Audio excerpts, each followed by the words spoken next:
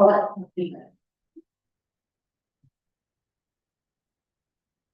evening. Welcome to the events and commemoration meeting of the City of Sunbury. Today is June 17th. It's 5:30 p.m. This is our new time.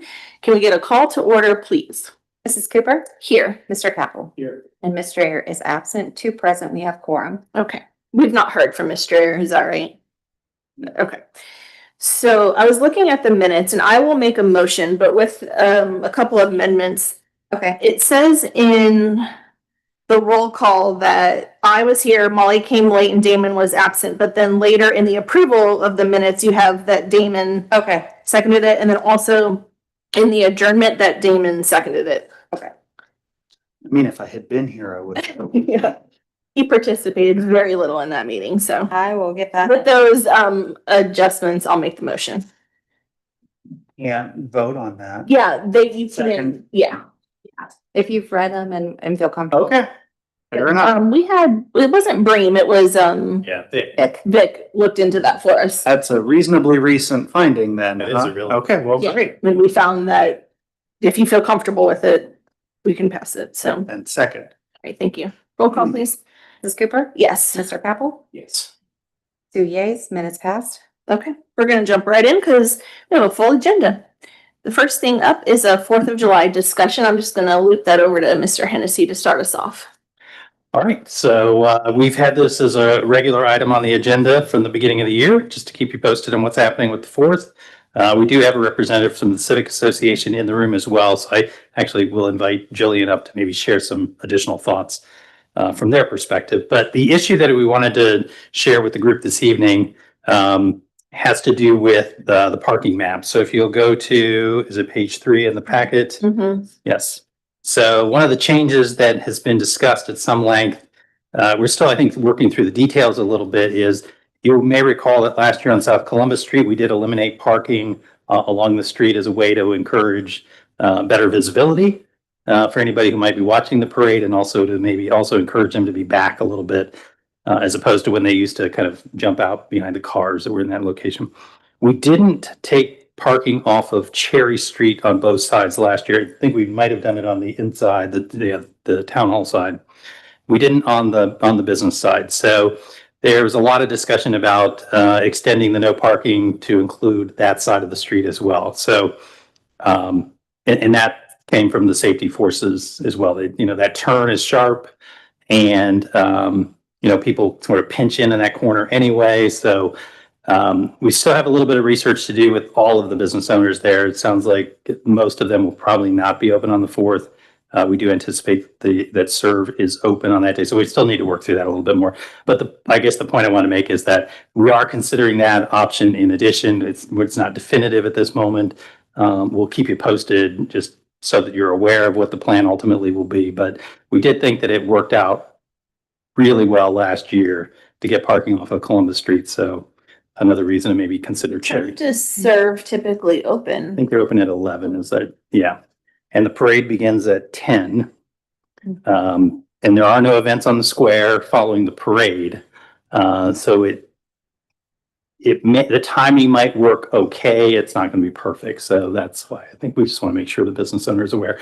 But yeah, I mean, Jillian, you want to share maybe just the overall day, what the plans are for the day, just so everybody is aware. Sure. Just introduce yourself, please, and give us your name and address. Jillian Doucette Banton, 630 Front Left Drive, Galena, Ohio. I'm here with the Big Walnut Civic, and the plan for the 4th of July day is, again, the parade, Star Spangled Banner starting at 9:45, and then the parade kicking off at 10 a.m. The parade route, we've looked at a couple different options, but for this year, it came to the entire agreement that keeping the route the same as last year is the best option. So that's what we're going to do. That typically takes about an hour to go through. Now, with it being on a Friday, we are seeing that we're having a few less entries, so it may not be as long. But last year, again, this is my year in training. Last year, we had a lot of people, come through at the last minute or the week leading up to the parade to remember to get their entries in. But the team's ready to accommodate all of that. And then, excuse me, we will have 4 bathrooms down at the squares, just so if people need need those resources, knowing that a lot of the establishments are there, and not to encourage people just to use a local establishment for that relief. And then following that, the plan is that, the square clears out. People can go home and rest. If you have little kids, you can have your barbecue or, let them take a nap. And then the festivities will kick off at 4 p.m. at the Big Walnut Middle School. We will have food trucks there. We briefed with police and fire on all of this, so everybody's very comfortable with the plan. We are asking for additional volunteers to just do perimeter checks, and then working with, police and fire on any type of security. So Bright City Church has stepped up to have some additional volunteers. We will be having a kid zone. This is amplified compared to last year. So we'll have the food trucks. It's my old high school, so if I refer to it as a high school, I apologize. We'll have the food trucks lined up where, you go into the stadium and along that path by the auxiliary gym. And then on the opposite side, we're going to have the bounce houses. There will be from 8 to 8:30, a foam glow party.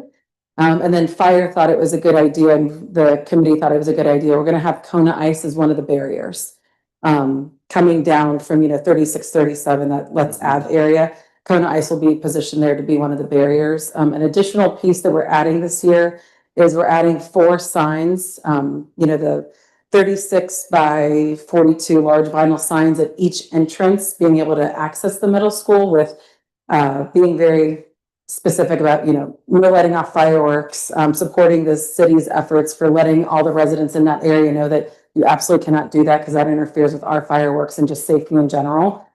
I have that banner being created. I'm going to share it with the group and police and fire, just to make sure I have the language correct and it's what they wanted. And Big Walnut Apparel will print it for us. And then between the civic efforts and the city's efforts, we'll have those, up well before the parade and the 4 o'clock. Once the, 8:30, the bounce houses will come down.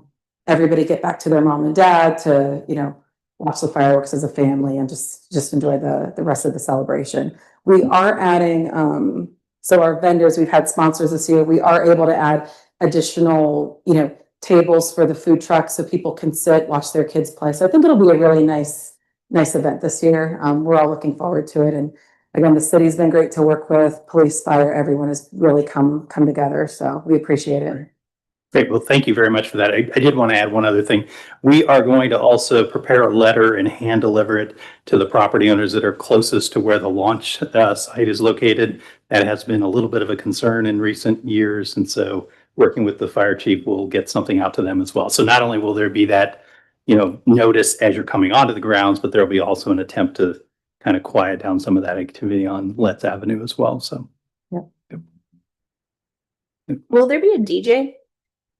That will be at the kids zone between the hours of 4 and 8:30.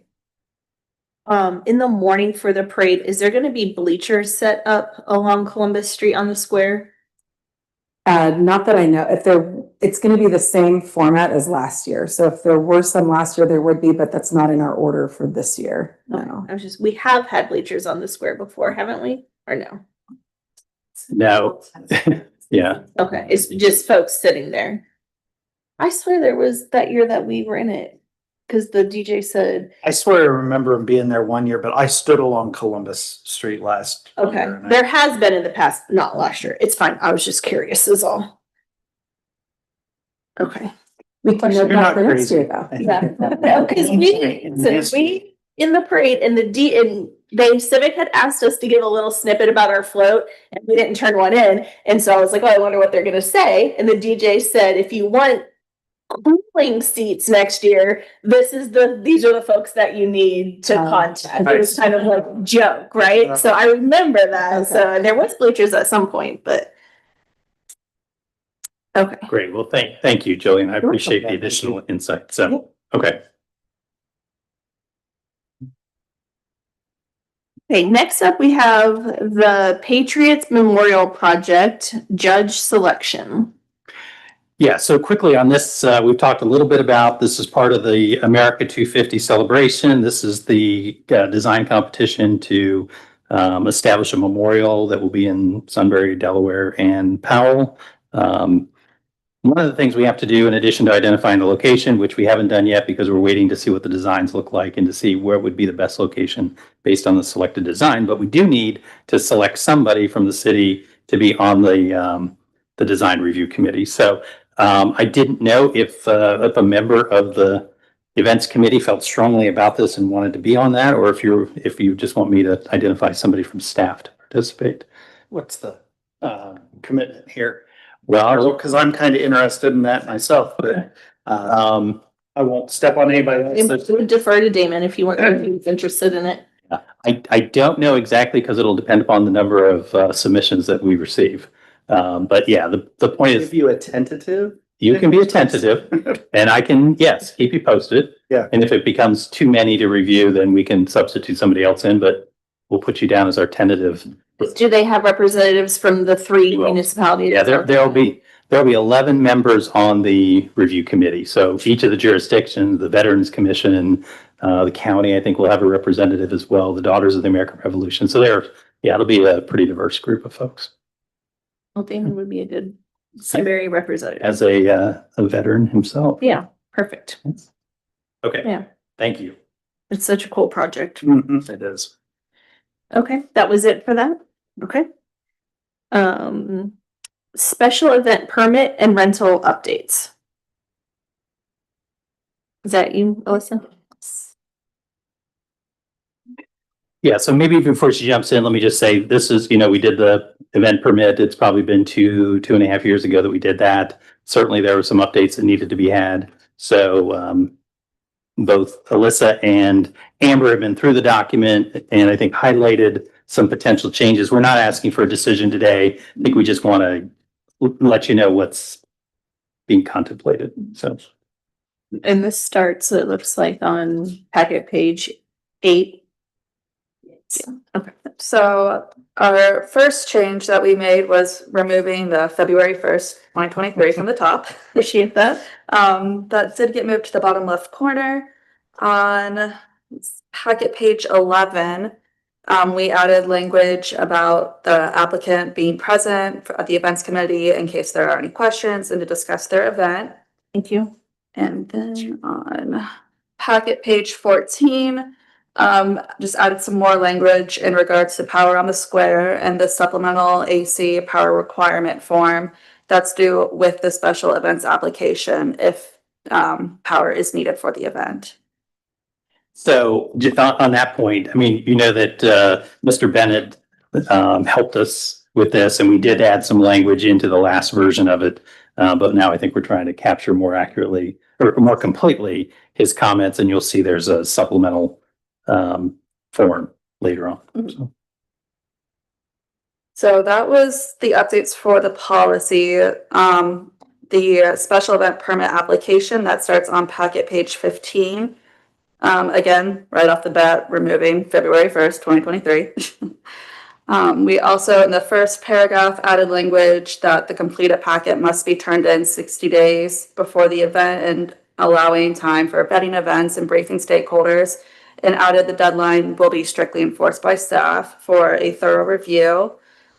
On packet page 16, under event location and route, we added that applicants must provide a map/illustration of the approved route for parades along with all the road closures at the time the application is due as well. And I'm sure if there's a new event coordinator that's coming in, you guys are working with them. This sounds like it's more complicated than it probably is, but I can, if you are new we've talked to people and they get so overwhelmed. I'm always like, call Amber, she will walk you through it. I mean, I know Nancy used Amber at least for a year planning events. So, okay, I just wanted to make sure you guys are always available for helping because it can be intimidating your first time.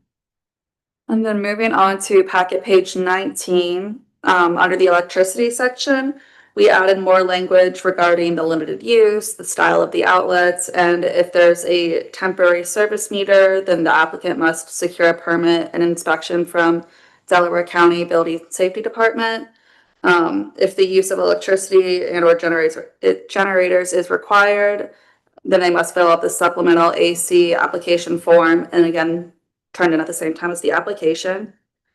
On the same page, under tents and structures, just again, adding language that tents over 200 square feet must receive a temporary building permit, and that electric heaters and propane tanks are not permitted inside or no closer than 25 feet. We get any tents larger than 200 square feet? Is that Yeah. most? Okay, because I was gonna say that didn't sound big. Is that a new requirement too for that permit? Or is that? Yeah, so this was an issue raised a couple of years ago by the fire chief.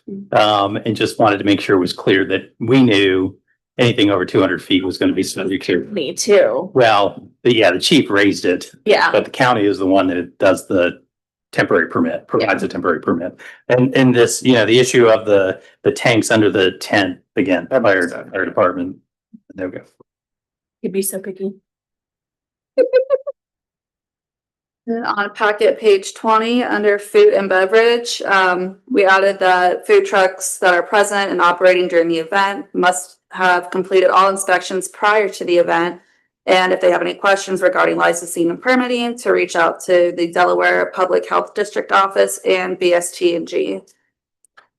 And on a packet page 23, so on the application, it would be page 9. That got moved to the back. It was previously on page 5. So just, and that I believe is all the updates we had for the application. So like Daryl said, I think this was drafted, over 2 years ago now. So I feel like we did a good job getting something out a couple of years ago. And then now, like, as we've been working through it and we've gotten feedback from our event coordinators, this was a really good time to go through this. And I'm sure it took a lot of time. So thank you for doing that. I think it's really going to help our event coordinators. It's going to help our staff. And I appreciate the hard work that you did. So maybe as were you going to talk about the supplemental form? Amber was. Oh, okay. So before Amber talks about the supplemental form, let me just say this. We did have the policy approved by council the last time. So an amendment, should also go through council for an approval as well. So basically we'll use this as the introduction, maybe come back at the next meeting. If you're comfortable with the changes, then we'll get it processed through the council for. Yeah, I don't think there's a huge hurry on it. So yeah, I like that. That gives us some time too to kind of look through it more. Yeah. Okay, thanks. You are on page 24 of your packet. That's the start of the supplemental AC power request form. I don't know if you remember that Barry put together a little form for us for this. I just took it and made it as easy for Alyssa to understand it as it will for an electrician to understand it. And we put the requirements for what types of voltage, what types of power cords you can use, and the generator policies as well. So this is for someone who doesn't have their own generator and needs our power. Right. Got it. So they would just submit this to their event coordinator so we know what we're looking for and what we need power wise. Okay. Thank you, Mr. Bennett. Okay. And then we also have our decision-making matrix that was updated. Okay. One of the first changes we made was separating admin and services and emergency services into 2 separate categories. We did this because we added shelter house rentals and field rentals to the list, which are approved administratively. Unless it's a standing reservation, then it would go to parks. Other changes we made are under type of event. We removed fall festival and added the other category. We also added the color run and Easter egg hunt. The special events changed from 6+ hours and 25+ people to 6+ hours and 50+ people. We also added Kinslow Disc Golf Course, since disc golf events are becoming more and more popular. If the event restricts public access to the disc golf course, then it must go to events and parks. And if it doesn't restrict access, then it's treated as a field rental. Lastly, we also included J.R. Smith Pavilion for once it's built. We believe it'll be a very popular rental in the summer, especially when the splash pad is open. but this rental will not restrict public access to the splash pad or any park facilities. Is the baseball field at GRE considered a field rental? Is that in there?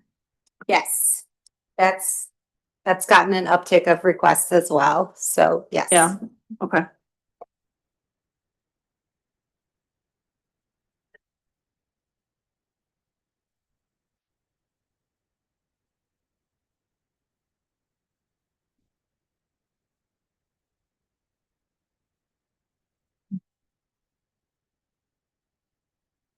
So looking at it for the events committee, if there's an X under the events committee, it comes to the events committee. Some don't have to necessarily go to the parks committee. Right. Okay. And then even fewer go to council. Okay. Okay, thank you. Yeah, as you can imagine, I mean, the primary difference is if it's at a park, that's what takes it to the Parks Committee. So, and council usually is if it involves a street closure. Yeah, it looks like Yeah, most- sizzle, And fireworks Great. display. fireworks.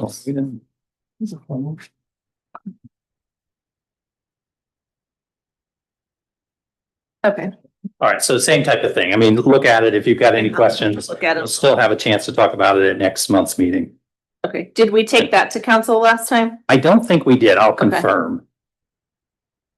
You Great, confirm. thank you for working on that. Yeah, I don't think we took the matrix to council. I think it was just the policy.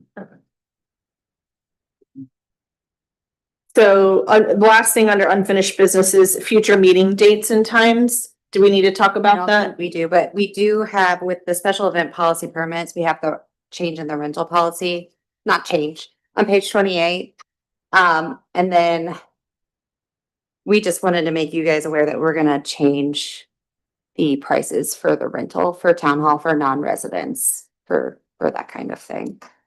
And then We already changed it before. we did. We're changing it again. We're not changing it again. These are the prices that were agreed on. We just never put that in place we couldn't like everybody kept booking. So I've actually put a hold on bookings until all of this gets approved. Okay, So we're not booking out next year at this time. okay. So this is, we've already decided on this. It Yeah, wasn't we just in wanted the- to show you guys that it's updated. Okay, Looks a little cleaner than what It we looks have great. before. looks very easy to read.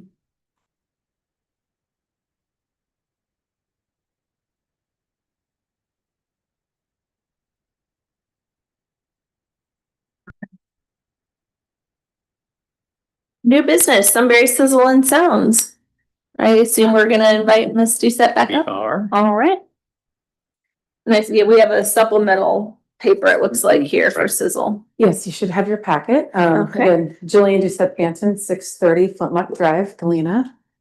Nice to meet everybody. So we're excited. We've been planning for this event. Excited for it this year. So this year it's going to be August 16th, and it's from 11 a.m. to 11 p.m. Traditional times. We did meet, well, we can just go through this packet. So the way this packet is built up and the way that the planning group has been going through is just, section by section. So if you have questions, feel free to ask as we're in these sections. But the planning group has been the Big Walnut Civic. So Teresa, Cindy, Brian, and myself. The fire department has been very involved with Chief Kovac and Inspector Whipple. The police department, we've had Officer Alexandria present, or Alexandra, I apologize, present. And then for the city of Sunbury, Daryl and Amber have been present within this decision-making and feedback as well. So some of the things that we'll cover, these are some new items or changes, is the shuttles, food trucks, teens, kids, toddler area, local group area, music, beer garden, event security, and chairs. So the first thing that we'll cover is just the shuttles. We don't have a slide for this, but last year and the previous years, we've had 2 shuttles running. Because of the duration of how long these shuttles are running, it is required that the drivers are given an hour break, which has caused some traffic issues. So this year, we're actually increasing it from 2 shuttles to 4 shuttles. So we can stagnate the breaks, and then we're adding in some additional locations for pickup and drop off. 4 shuttles per location. 4 shuttles total. So the 2 shuttles that were running last year, it's the same paths. there'll just be 2 shuttles at each of those locations, so it's more involved. The vendor we're using this year, we've given strict orders that the drivers are not to stop and pick up groups that are waving and. Did that happen last year? It did. Cause I know my family waited on a shuttle last year and it took what seemed got like lots for a of long, complaints about long shuttles, time, cause yeah. we got on at the middle school or intermediate school. And I love that there were shuttles. It's Yeah. great. But yeah, we waited a long time and I wondered, what the heck's going on? So Yes. that makes sense if they were making unscheduled stops. Yeah. So And if they have to take unscheduled- breaks and there's Right. only 2 of them. Right, yeah. Right, so there's 1 shuttle running, 1's not, so, Cool. we heard that, and so this year we're going to have Thank you. 4, 2 at each location, so that should make everything run smoother. That's awesome. To the next slide, the food trucks, same as last year, same concept as last year. These are the food truck vendors that are confirmed this year.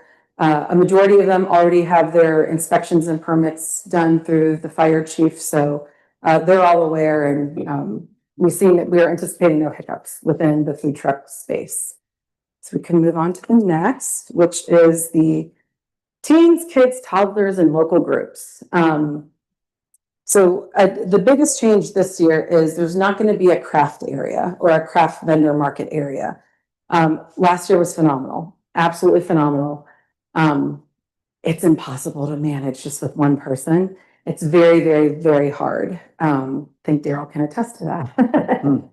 And we didn't have success with finding anybody that was willing to take on that task. But then in addition, we also had requests coming in, is there stuff for like smaller kids to do? If you have a 4 or 5-year-old that don't meet the height requirements, there's not a lot of options for you, to have with them. So what we're doing this year is we're going to enhance the space, and this red area is the space that we'll be using. Very similar blueprint, but instead of that craft area, we're going to turn that into more toddler bounce houses. And what we mean by local groups is Girl Scouts, high school, the fire department's thinking of having like one of the obstacle runs with like the rope, just more engagement with our local organizations and our local groups. Everybody is required to have some type of activity for kids. Some type of engagement with kids just to keep that going, not just handing out any brochures. So we're taking interest in applications for that, and then we'll come to a decision of who will be there, probably a month out, mid-July. But that's the focus of what that area will be and that change. Police and fire also are somewhat happy with this because the loading in and out of those craft vendors causes traffic issues, safety issues. So again, I think we had 50+ vendors last year. So eliminating some of that will help. All of these local individuals will be required to at least set up their tables, tents, and chairs on Friday. And then it's minimal, like the cheerleaders, if they're doing face painting, that's bringing in a basket or rolling a suitcase. The soccer team is still planning to do the dunk tank. The fire department can just, load that, fill that with water the day of. So I think it'll be nice. I think the community will like it. And again, it'll just be a lot of engagement for those younger kids and families with younger kids. Do you still plan to have the trampoline and the big slide and the other stuff that you've had in the Yes. years past? So you're just adding to it, you're not taking away except for the vendor part? Correct. Okay. Yes, so we're not trying to minimize any of the activities that the kids and the toddlers had, and we're really, really actively trying to get sponsorships for this area because it's about $20,000. And we are looking to still keep the wristbands at $5 for all families. So we're actively, going after sponsors and having those conversations to still make it successful and again, not take away. Any questions on that? And it does look like you're intend to close the toddler and kid zone at 5 Yes. and then keep the teen zone open later. Yes. Yep. Same as last year. Would Now, if I that can be get like more the sponsors- wipeout game that's like in the teen center, in the teen? We will have a couple different activities in the teen center this year, just based off of what equipment was available. But all of those larger teen areas, like that big slide, the this jumping thing.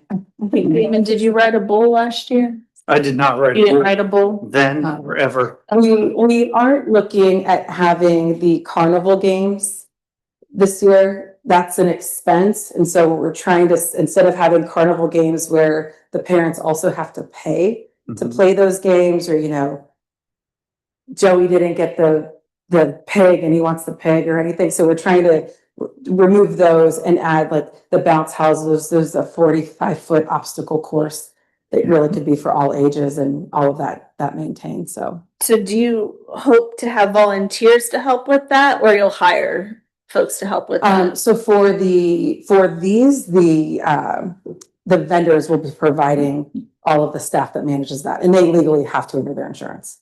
Okay. So this won't be a volunteer manned area. Where we will have the volunteers is selling the wristbands. Okay.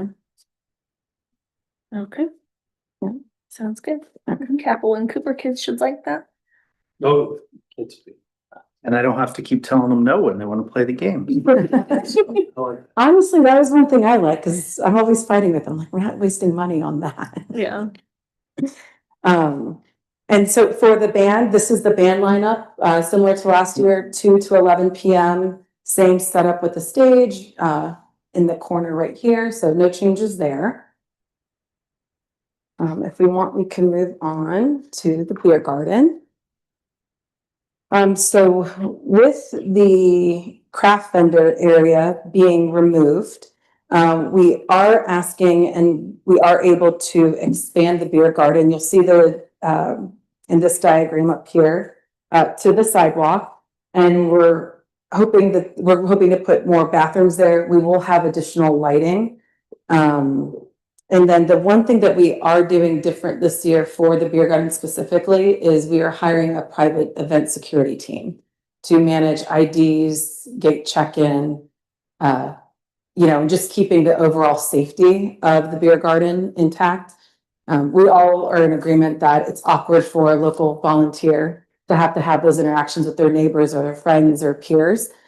So we just think it's best safety-wise that, and police officer Alexander was happy with this, and that looked to have some relief to him that we'll have a private event security team.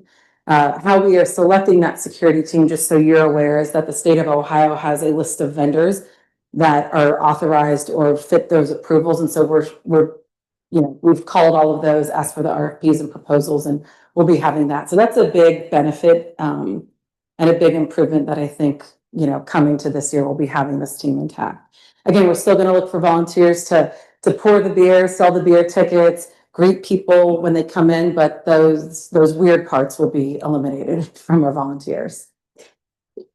Where will you put the beer? The beer is not laid out on this diagram, but we're going to have that ready for when we're in front of Parks and Council. So the beer distributor that we have this year is Columbus Distributing Delmar, who that is. So after the 4th of July, Cindy and her group is getting together to see where the beer will be positioned and where the bathrooms will be and all of that. So we'll have a more detailed map for you as we go through this process. Was there any discussion of some sort of barricade along Cherry Street, along the grass part? I know last time we had the wagon was there on the street. Yeah. So there was parking on Cherry Street, so that was part of it. We did add a city vehicle kind of in that corner, because there's a little bit of once you line up the beer truck, and then there, like I said, there was that little bit of a gap right here where the manhole is located. So we blocked the manhole with the city vehicle, but that was the only other thing we added. You might be remembering, and in that section, they did have a small beer wagon located there too. And they anticipate putting a wagon in that location. We'll have to cordon off the electrical boxes as well. So, I mean, there's some work that we'll have to do inside the beer garden to keep it safe. But that was part of the strategy last year, was to put that beer wagon near the electrical boxes as a way to deter people from And you honestly may not recall that wagon last year because we actually never opened it because there was so much rain. So there wasn't a need to open that wagon area, but we did have one along this grass section. So we had a barricade with the semi here, Mm-hmm. and then we had a wagon right here, and then we had all of the fencing along the side. Okay. Police and fire both made comments that they were very happy with the fencing that was chosen last year, just for safety measures and being able to, safely exit if need be. So we're gonna replicate that. And then on the next slide. One more question, sorry. So Yes. for the record though, this is the entire quadrant. Yes. Okay. Yes. And then we had the discussion over what should be allowed in the beer garden and what shouldn't be. So collectively as a group, we came up with that only these, call them soccer mom chairs, would be allowed. Chairs. This would be very visible at the event, but we'd also do a lot of, awareness through social media on the website of what could come in here. And they're only allowed on the grass area in the beer garden. That's the only place. All of these items would not be permitted at all. And again, even blankets. So fire was against blankets because that's an easier tripping hazard than an actual chair. And again, this is what our security team, our event security team can help. They're gonna have primary responsibility of But making yes. sure that, so Yes, that's they not will. gonna be on volunteers or our police department or Daryl. It is the event team, Okay. the event security team. Okay. Yes. When we did this, when we did this the second year, so the first year when we did Galena Fall Gathering, we did everything through volunteers, sheriff department, and police and fire, and it was really overwhelming. Again, all those pain points I shared, awkwardness. Second year, we hired an event security team. So much more enjoyable for everybody. Easier. That sounds good. Again, these are professionals that do events all over Columbus, so. Right. Well, it's a lot easier to, if I'm a resident, I'm gonna feel a lot more comfortable arguing with my neighbor than I am with a security Yeah. officer. Exactly. If I could build on that image though, of the beer garden as well. So it's important to note that what's not approved in the beer garden is not prohibited though on the outside the beer You garden. can still have a, Yes, you can still bring a blanket, you can still bring a cooler, you can, yeah. Yes. and Although the cooler may be subject to inspection. inspection. Yeah, we're not, there's no alcohol on the square outside of the beer garden. Yeah, and fire and police we were all collectively, everyone on this sheet were collectively in this meeting together discussing this. So there was, we all felt good conversation going back and forth. It came out, I feel like it came out very positive. So we're looking forward to it. And we wanted to, again, have the opportunity to present this to you, answer any questions or concerns. And then hopefully if we're good here, we'll go to parks and then to council. Yeah, so let me just add, we are going to have them come to council this year and parks, of course, because it affects the city park. So all of that, we're trying to tee up for the July 2nd meeting of council. So if there are thoughts or comments about what you see here, feel free to give those to me and we'll Yeah, incorporate appreciate those as needed before they get in front of council. Presentation form, I can have that. Yeah. So I mean, like, so that when we present this at parks and at council, we can all see it at the same time. Oh, sure. I can reformat it. Do you know what I mean? So you No, can- absolutely, Okay. absolutely. I think, yeah, we can do that. I think actually in its current form, it probably can be presented, but we'll confirm that. Okay. Do you have anything you want to bring up now, Damon? Questions I or can also concerns? reformat it so it's Okay. screen. anything to bring up at all? Go. I like to ask a question later. Right? Always, you both reserve the right to. And so you'll do another entire In the council presentation. meeting too. Yes. Okay, for parks and because Yes. I'll be there, but there's different folks on. Yes, so just to give you guys some of the timeline, so we are planning to meet again on the 26th, the entire group, just to go over, again, feedback, what we've heard, any, confirmations, making sure that, again, police, fire, the city, everyone is on board with this. We'll put that presentation together, any modifications, bring it to parks, and then any adjustments from there, we'll have an hour to fix it and then come to council. So. Has the mayor seen this? I briefed him on it, yep. All right, thank you, Jillian. Yeah. So building on just a couple of other things then, we have engaged Joey Thomas. We are trying to put together a couple of safety videos regarding both the 4th and I think Sizzle, thank you very much. So, or, know before you go, that type of, so some of that's still in the works and that'll be going out there as well. Just want to let you Yeah, know no, I that we appreciate haven't that. lost sight of that. Yeah, Joey does great work. Feel like that's a good way to get the message, a different way to get the message out to folks too. So, Yeah, well, and did you say that for Sizzle? Is that what you meant for the Sizzle? and the 4th. Yeah, because there's changes.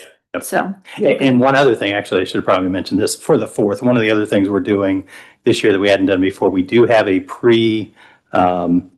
the day before the event, we are going to have a call with emergency management, the security, or not security, the safety forces, just to go over the weather situation. That has been, not that, I mean, again, there may be no weather issues, or there might be some. Yeah. Just to make sure that everyone's aligned and, hopefully it's a beautiful 75-degree day. Right.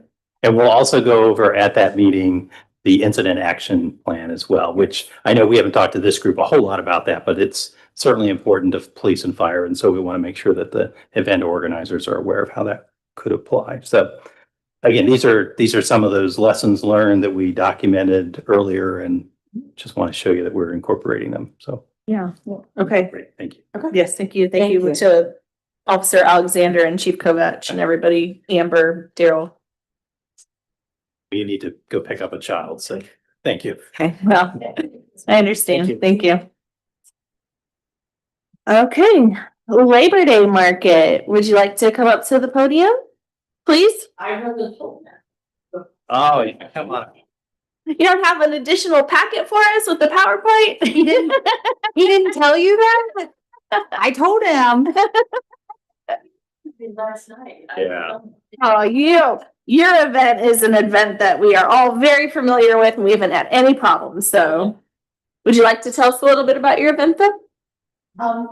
Yeah, we are, we've been in the planning stages for the Labor Day flea market for a while. Really, we're looking to not make any changes from what was done last year. And so you're with the Kiwanis Club, is that right? We are with, the Sunbury Big Walnut Kiwanis Club. And your name is? Michelle Linton, Okay. address if you need that is 15714 Trenton Road, Sunbury. And I'm the 40-year president of the Kiwanis Club. Hopefully to be replaced. But yeah, we're looking for the event to pretty much run the same way it did last year. We have not really made any changes. We are not going to be doing the food booth that we did for a few years. We've been focusing on just getting more food trucks. We are such a small group, it's way too labor intensive for us to run the event and have a food booth at the same time. So, yeah, so far I'm hearing that we've got a good number of vendors who have signed up to participate and more food trucks. And I think we're trying to get diverse food trucks. But else? I think we have more signed up so far than we did last year. But yeah. If you have the success the Memorial Day one had, you will be fine. It was great. Any concerns about this one? No, this is passed through emergency services and staff, no issues on their sides. No Kiwanis troublemakers? Nope. Right, and we're not serving alcohol, so it eliminates some of that need for security. Yeah. Okay. Well, Yeah, I was gonna say, if I could just ask this question. So one of the things is, as Jillian had indicated, we're trying to not have the types of vendors who appear at, these markets, Memorial Day, Labor Day, Farmers Market, trying to encourage them to go to those events and not really being a part of the sizzle. Are you welcoming that kind of a vendor, or is it really very much about kind of a flea market concept, and that's the group you want? So I think you them started. Okay. We market. And I know over the last few years, we've had a lot more craft vendors, local. I think there was a vendor selling flower bouquets. Yep, and yep. You know. So you're welcoming those kind of vendors. Okay. Well, we will encourage them to reach out to you then. Okay, thank you. Thank you. Okay. We have America 250 in Sunbury. Yes. We're starting to plan. Yes, so I included, some information in the packet on page 55. Right now, we are looking into it with a drafted resolution to join the America 250, the Ohio community participation. With our past resolution, that will give us access to toolkits and access to grant funding. We have already reached out to a couple of local organizations to see if they would be interested in helping with this, and see what kind of ideas. A lot of communities are doing very large community picnics. And then another thing we would need to look at is when we would want to have it if we do proceed with this, because not everybody's having it on July 4th. Sure. And I don't want to step on the civics event or the big one at 4th of July celebration, Sure. if that's the case. But if we do pass the resolution, Alyssa and I have been working on it. We do have to have a representative as a liaison between the committee, the Ohio State Committee, and us. And then it does. Eamon wants to do it. I know he does. He looked at me and was like, yeah. Hurry to my wife. They do recommend a committee of local people to plan and support it. But right now, we're just kind of in the planning stages and feeling it out, looking to see what other communities. And will council see this resolution? Yeah, so one, just wanted to make sure we briefed you in advance. I think we'll bring it on July 2nd. Yeah, so council will adopt the resolution and that'll open the toolkit and the grant opportunities. Okay. So it'll give us a year to do I something. think that's a no brainer. I'm excited. Yeah. Oh, good. All right, we have a visitor section up next, Mrs. Crawford. You've had 45 minutes to think about something. You got anything to bring to the table? So we adjourn. Just gonna, what's a private meeting with Daryl, I understand. All right. So it looks like, let me look at the calendar. So we're doing the third Tuesday, so July 21st, I believe. I don't think So there's. this is July what we settled on. 21st is 15th, I'm sorry. I was looking at Monday, the when, the 15th? the 15th. Yeah, because July starts on the Third 3rd. Tuesday, 5:30, that's the settled schedule. Yeah, sounds like it. Yeah, and that seemed to work. That we're just changing our time. We used to meet at 3:30 in the afternoon. We found that some of our event coordinators, that was a difficult time. So did you find a 5:30 evening on a Tuesday? Okay. Okay. Okay, great. Then let's go with that. Couldn't get it. He found a substitute. He's good. Yeah. All right. Well, I'll make a motion to adjourn. Second. Seconded by Mr. Capel. Roll call, please.